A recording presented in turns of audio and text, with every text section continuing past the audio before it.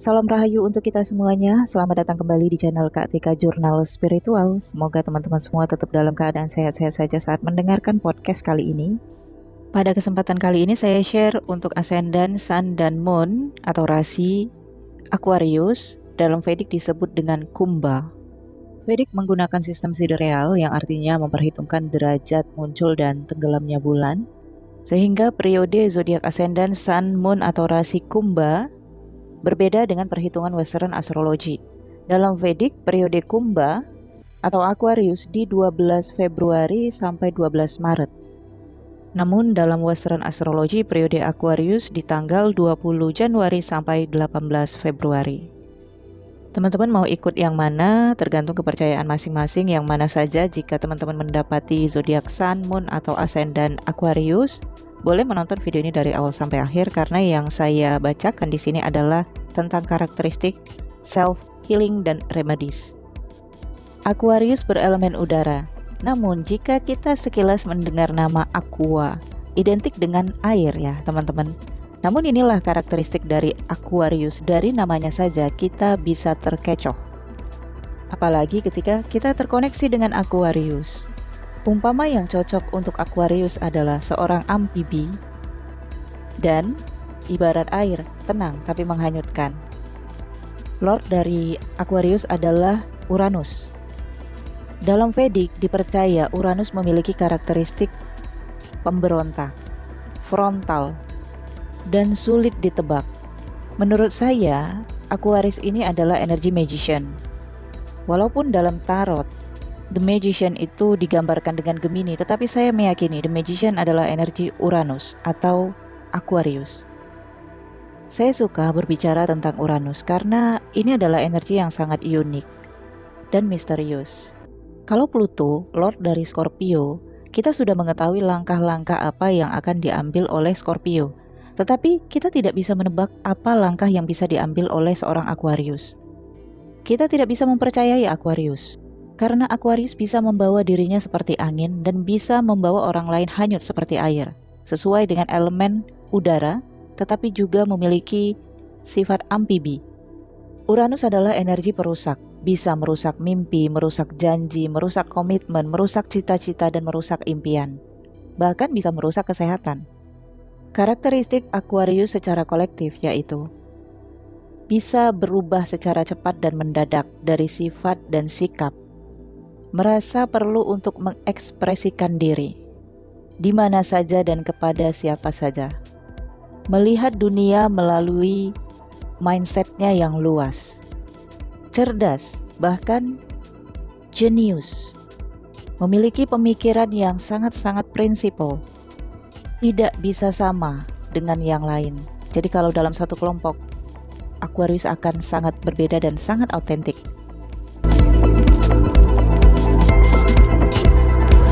Misalnya dari pendiamnya atau dari gayanya yang mungkin agak cupu atau agak lebay atau ya agak overacting, tetapi apa yang kita lihat dari Aquarius belum tentu itu karakter sejatinya. Cenderung tidak dilihat. Ide-ide dari Aquarius cenderung tidak dipercaya oleh orang lain karena ide-idenya ini sangat brilian dan bahkan di luar nalar. Aquarius selalu berpikir di luar kotak. Rencana-rencana dari Aquarius sulit untuk diprediksi oleh orang-orang di sekitarnya. Itu sebabnya energi Aquarius adalah energi inovasi, pembaharuan, sesuatu yang baru yang benar-benar unik satu-satunya dan bisa booming, viral, terkenal, dan bahkan mungkin inovasinya bisa digunakan oleh manusia dalam kehidupan. Contohnya orang-orang yang membuat inovasi, misalnya pencipta Facebook, pencipta bola lampu, pencipta mesin diesel, dan lain sebagainya. Maka Uranus memiliki energi yang sangat cocok di teknologi. Dan di peradaban baru manusia saat ini sedang mencoba terus mempelajari teknologi, yaitu energi dari Uranus, Lord dari Aquarius.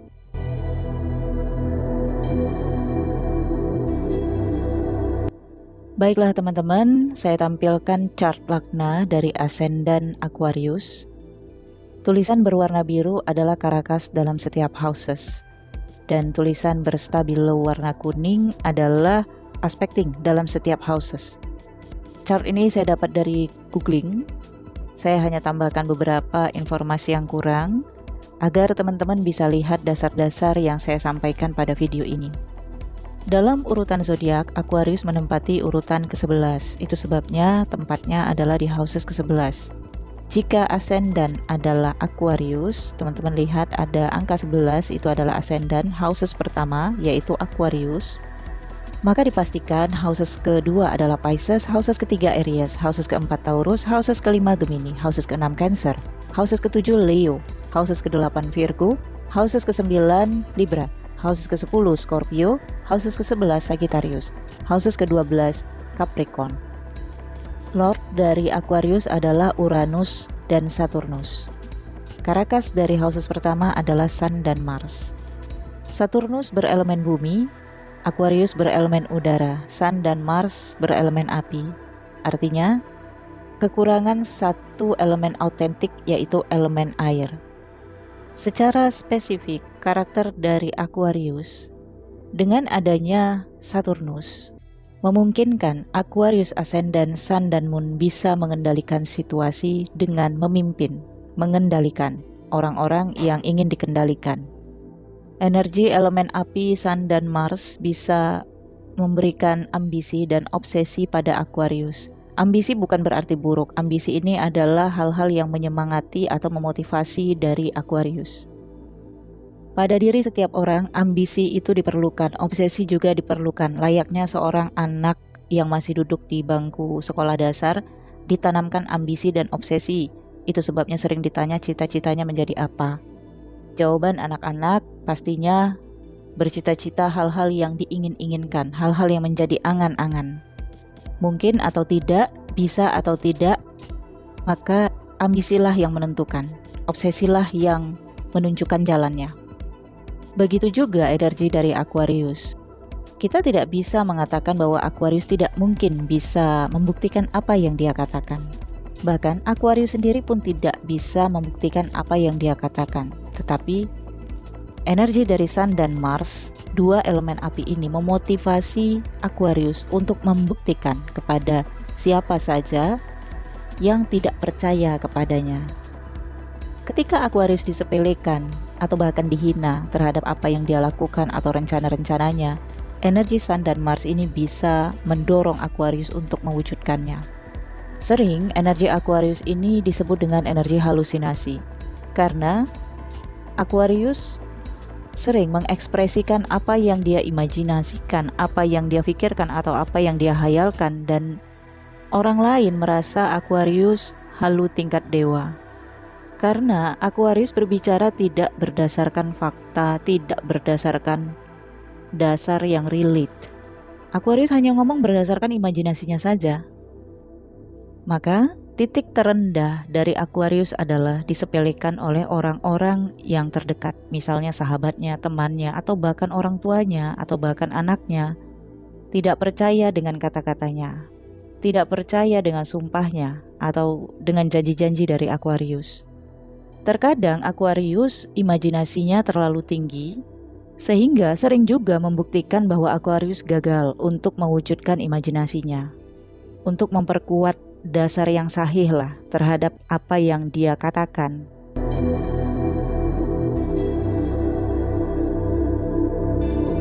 Sehingga orang-orang yang sering mendengarkan kata-kata Aquarius pada akhirnya tidak percaya. Tetapi ada titik di mana Aquarius mungkin disertai dengan keberuntungan, atau memang ternyata ada dasar yang hanya saja Aquarius belum menemukan dasar itu. Nah, ketika Aquarius menemukannya, barulah Aquarius bisa menyatakan bukti-bukti terhadap imajinasinya, angan-angannya, dan apa yang dia pikirkan kepada orang-orang yang tadinya tidak percaya. Tentunya yang melihat kejadian itu seperti melihat keajaiban yang diciptakan oleh Aquarius. Itulah disebut energi Aquarius adalah energi inovasi. Tetapi uniknya ketika Aquarius tidak dipercaya oleh orang-orang yang tadinya sangat Aquarius usahakan untuk percaya terhadapnya, Aquarius kayak ada sikap masa bodoh karena dipengaruhi oleh energi Mars dari Karakas houses pertama. Ya seperti, ya udah deh kalau kamu nggak percaya lihat aja entar. Namun ada titik terendah yang paling dahsyat yang bisa Aquarius rasakan adalah tidak mendapatkan kepercayaan orang yang paling terdekat. Atau ketika Aquarius sangat mengharapkan apa yang dia sampaikan itu dipercayai, nah orang-orang tidak percaya, menganggap Aquarius pembohong, penipu, halu, dan lain sebagainya. Tuduhan-tuduhan itu tentunya membuat Aquarius depresi, stres, ngerasa dunianya berbeda dengan manusia lainnya. Karena Aquarius merasa ini manusia-manusia kok akalnya nggak sampai sih dengan teori yang saya sampaikan, dengan bukti-bukti yang saya jabarkan, dan ini yang membuat Aquarius sedih, depresi, tertekan batin. Saya merasakan energi Aquarius cukup kuat, hampir sempurna. Walaupun Aquarius tidak memiliki elemen air, tetapi dengan nama Aquarius saja sudah terlihat ya bahwa hanya diri Aquarius lah yang tahu kekurangannya.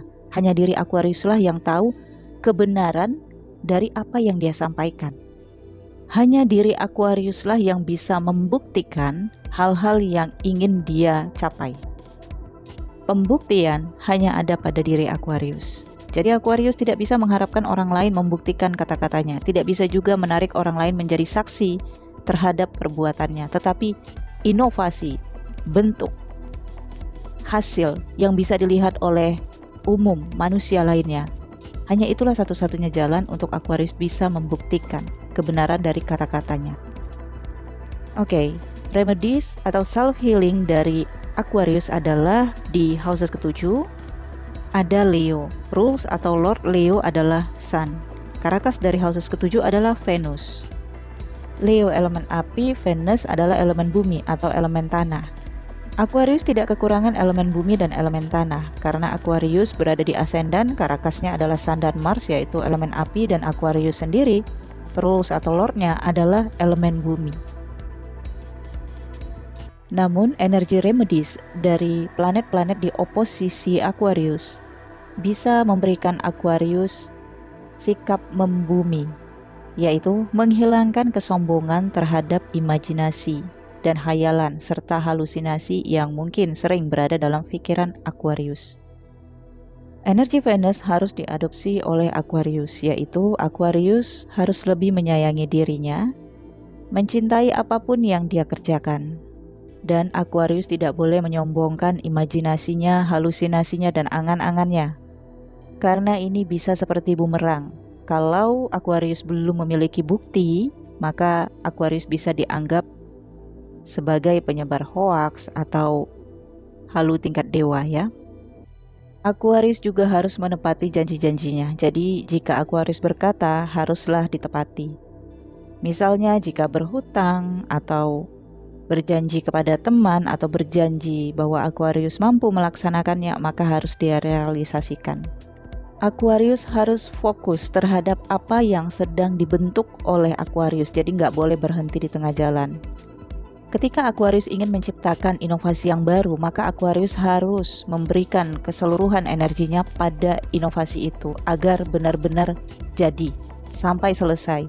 Jadi mengerjakan sesuatu jangan tanggung-tanggung. Karena yang digadaikan adalah nama baik dari Aquarius. Ini yang sering menjadi persoalan. Nama baik Aquarius sering rusak karena sikap Aquarius yang tidak kompeten atau tidak bisa membuktikan kata-katanya dan tidak bisa membuktikan janji-janjinya. Kalau Aquarius mengadopsi energi Venus dan Leo, maka energi Leo yang ada di planet oposisi dari Aquarius ini akan bisa membuat Aquarius terkenal dari inovasi yang diciptakan oleh Aquarius.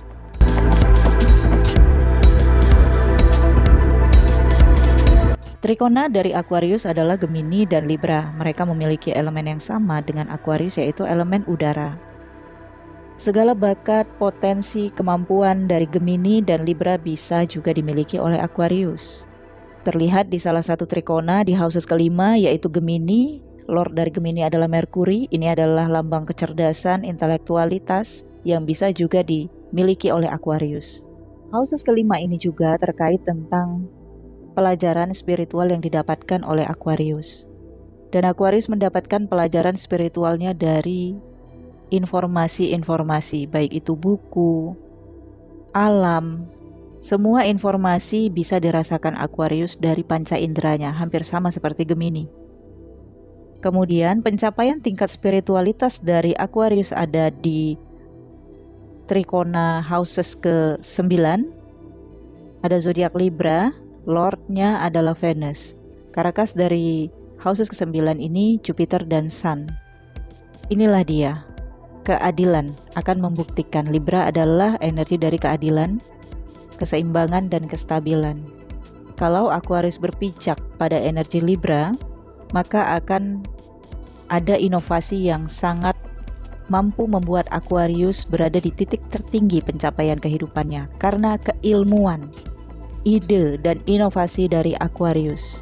Aquarius akan mendapatkan nama baik, mendapatkan plakat penghargaan, pengaguman, dan perhatian. Alam yang akan langsung memberikan keadilan kepada Aquarius. Dengan Pisces, Capricorn, Cancer, dan Virgo, Aquarius tidak cocok. Tetapi saya ingatkan ketidakcocokan ini harus secara detail perhitungan Vedic Astrology dengan data yang akurat. Jadi saya tidak akan menjawab pertanyaan dari kolom komentar yang mempertanyakan kecocokan antar zodiak. Karena channel ini adalah channel spiritual yang membahas astrologi, bukan channel yang hanya membahas zodiak-zodiak tanpa dasar keilmuan. Hanya teman-teman yang sudah awaken atau sudah mempelajari atau mempertajam spiritualitasnya lah yang bisa memahami ilmu astrologi. Karena ilmu astrologi adalah ilmu alam. Hanya bisa difahami oleh orang-orang yang sudah terbangkit spiritualitasnya. Dengan mempelajari astrologi pun teman-teman bisa terbangkit spiritualitasnya. Karena teman-teman memahami segala aspek kehidupan manusia dan keterhubungannya dengan alam. Semoga teman-teman yang terus menonton perkembangan informasi dari channel ini dan channel New Crystal Tarot Trader bisa semakin dalam ilmu astrologinya ya.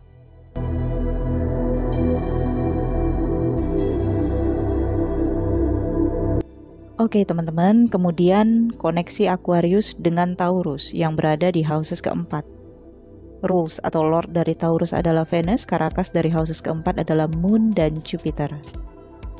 Hanya ada satu orang yang percaya terhadap Aquarius sebaik-baik dan seburuk-buruknya Aquarius, yaitu ibu. Atau seseorang yang menganggap Aquarius anak. Di saat seluruh isi dunia tidak percaya terhadap Aquarius, Aquarius memiliki orang yang bisa mempercayai Aquarius. Cinta kasih seseorang ini mungkin akan mempertaruhkan segalanya untuk Aquarius. Aquarius kekurangan elemen air, dan di houses keempat ini ada Moon, yaitu elemen air.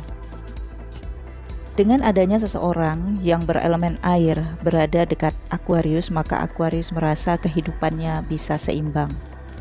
Itulah sebabnya manusia membutuhkan astrologi, baik itu astrologi dari China disebut dengan Feng Shui atau Sio, atau astrologi Western, atau astrologi Vedic, atau astrologi Jawa dengan palchemistry atau membaca garis tangannya, atau primbon yang memperhitungkan tanggal lahir manusia. Itu semuanya adalah perhitungan astrologi yang hanya bisa dilakukan oleh orang-orang yang sudah terbangkit spiritualitasnya. Tujuannya adalah untuk menyeimbangkan kehidupan manusia.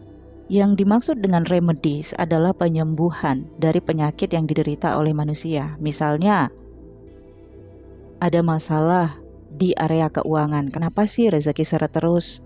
Atau ada masalah di kesehatan.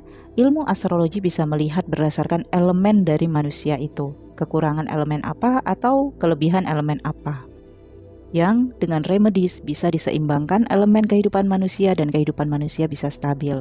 Semoga teman-teman bisa memahami ya.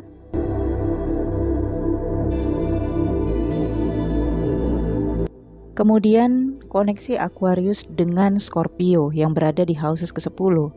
Houses ke-10 ini adalah life purpose, pengejaran duniawi dari Aquarius.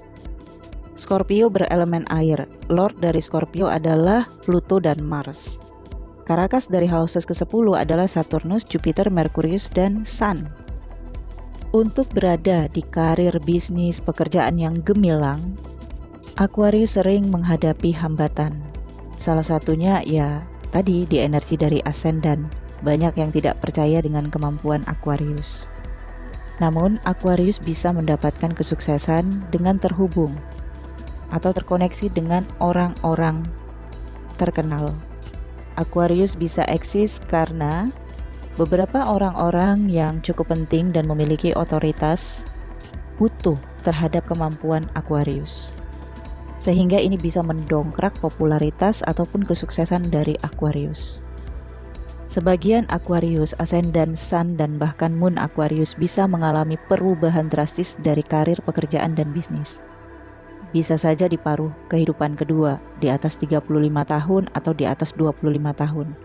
Kalau di atas 35 tahun, mungkin pekerjaan ini dari karir ke bisnis, mulai nggak nyaman di karir, pengennya cepat-cepat pensiun. Kalau di usia 25, kemungkinan pekerjaan dengan kuliah atau ilmu pendidikan yang kemarin dipelajari itu berbeda. Jadi, Aquarius Ascendant, Sun, dan Moon harus siap dengan perubahan atau sesuatu yang tidak terduga di karir, pekerjaan, ataupun bisnis. Ada banyak hal yang tidak bisa Aquarius pastikan untuk kestabilannya ke depan, tetapi Aquarius bisa bertahan dimanapun Aquarius berada. Modal Aquarius adalah kata-katanya, imajinasinya, dan trik-trik dari Aquarius. Kalau energi Aquarius ini dimanfaatkan untuk ke arah yang negatif, maka banyak orang yang bisa saja merasa tertipu oleh Aquarius. Dan ini bisa membuat Aquarius bermasalah dengan figur otoritas. Lihat di houses ke-12, ada Capricorn, angka 10 ya. Berhadapan dengan hukum, hakim, dan energi Saturnus cukup kuat di houses ke-12 Aquarius. Energi Saturnus adalah energi pembuktian. Sehingga di titik akhir Aquarius harus bisa membuktikan bahwa dirinya benar. Kalau Aquarius tidak membuktikan atau tidak bisa mengemukakan fakta-fakta terhadap pembelaan dirinya, maka Aquarius bisa bermasalah ya.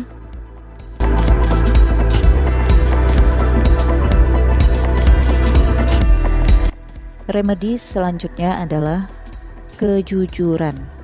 Meski Aquarius sangat mempercayai imajinasinya, intuisinya, tetapi Aquarius harus mengedepankan kejujuran. Katakan kalau memang ini hanya imajinasi Aquarius, angan-angan, rencana-rencana.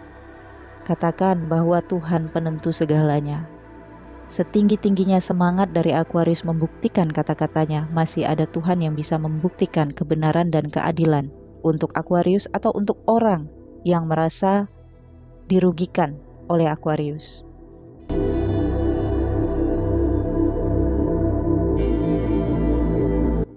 Oke teman-teman, saya akan bacakan energi Uranus dalam setiap houses. Dan ini bisa berlaku untuk semua ascendant, Sun, dan Moon. Cek di chart Lagna ataupun Navamsha teman-teman, Uranus berada di houses keberapa. Namun perhatikan pula kalau ada planet lain bersama dengan Uranus di houses chart Lagna ataupun Navamsha teman-teman, maka apa yang saya bacakan ini tidak resonate sepenuhnya karena ada kajian yang harus lebih dalam lagi untuk tafsiran chart pribadi teman-teman. Oke?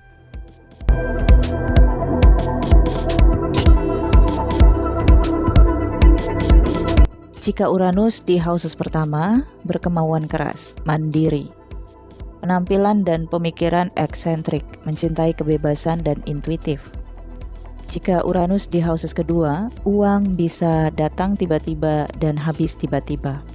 Ada perubahan yang tidak terduga di aspekting keuangan. Bisa saja gangguan ini dari aspekting yang mempengaruhi keluarga misalnya, pengeluaran misalnya, hutang yang tidak selesai-selesai misalnya, dan lain sebagainya. Tergantung detail perhitungan secara personal. Jika Uranus di houses ketiga, memiliki kegelisahan mental, seakan ingin mencari informasi sebanyak-banyaknya, senang berbicara hal-hal yang tidak masuk di akal, membahas hal-hal yang sifatnya tidak nyata atau halusinasi. Kecenderungan bisa saja pintar berbohong atau berjanji tapi tidak menepati. Uranus di aspekting houses keempat, ini bisa mengganggu hubungan dengan keluarga, kerabat, atau keluarga dari pihak ibu. hubungan bisa terjadi konflik atau pemutusan hubungan. Jika Uranus di houses kelima, membuat hubungan cinta yang terlalu dini atau hubungan asmara yang terlalu jauh dari usia, dewasa belum pada waktunya. Jika Uranus di houses ke-6, waspada kesehatan ada kaitannya dengan syaraf, melakukan pekerjaan yang tidak teratur dan tidak menentu. Artinya bisa saja memiliki pekerjaan yang tidak tetap. Harus bekerja keras untuk mendapatkan kestabilan finansial. Bisa saja memiliki pemutusan hubungan dengan rekan kerja. Jika Uranus di aspekting planet ke-7, bisa saja mengalami hubungan yang tidak baik dengan pasangan. Kurangnya komitmen dan kurangnya keinginan untuk menikah atau menjalani hubungan serius, dan sering terjadi tipu daya dalam rumah tangga atau hubungan berpasangan. Jika Uranus di houses ke-8, memiliki intuisi yang tajam, menyukai hal-hal yang terkait dengan ilmu gaib, mistik, supranatural. Namun Uranus di aspekting houses ke-8 juga menggambarkan rusaknya kesehatan atau kerusakan salah satu organ tubuh. Jika Uranus di houses 9 memiliki ide filosofi dan pemikiran filsafat, cenderung memiliki jalan pikiran yang aneh yang sulit dimengerti oleh orang lain karena kecerdasan bisa mencapai kejeniusan, memiliki visi dan misi yang cenderung impossible. Jika Uranus berada di aspekting houses ke-10, lebih tertarik melakukan pekerjaan dengan imajinasi dan kreativitas serta intuisi. Perubahan mendadak pada lingkup pekerjaan, pemutusan hubungan kerja, atau beralih ketertarikan ke teknologi atau elektronik. Jika Uranus di houses ke-11, bisa saja menggambarkan tabungan yang habis mendadak dengan kesalahan strategi investasi. Bisa juga terkait tentang persahabatan atau keterhubungan dengan orang-orang yang tidak biasa. Ini menunjukkan circle pertemanan yang bisa saja satu vibrasi tetapi bisa saja berbeda vibrasi dengan teman-teman yang Uranusnya berada di houses ke-11. Jika Uranus di houses ke-12, bisa bermasalah dengan hukum atau masalah litigasi, memiliki pengalaman psikis atau pengalaman mental yang harus dipilah-pilih mana yang tidak perlu diwujudkan, mana yang perlu dikejar, karena jika mengejar sesuatu yang sebenarnya di luar kemampuan diri, bisa mengalami tekanan mental. Baik teman-teman, apa yang saya sampaikan di sini adalah apa yang saya anggap bisa dikonsumsi oleh umum. Lebih dalam lagi harus dengan belajar secara privat. Karena kajian ilmu astrologi adalah kajian spiritual, hanya orang-orang yang sudah terbangkit spiritualnya yang bisa memahami kajian astrologi. Tetapi belajar astrologi juga bisa mempertajam spiritual. Terima kasih sudah menonton video ini. Mohon maaf jika saya ada salah kata. Nantikan video selanjutnya. Jangan lupa di like, comment, share ke teman-teman kamu, share ke media sosial kamu. Sampai jumpa. Bye.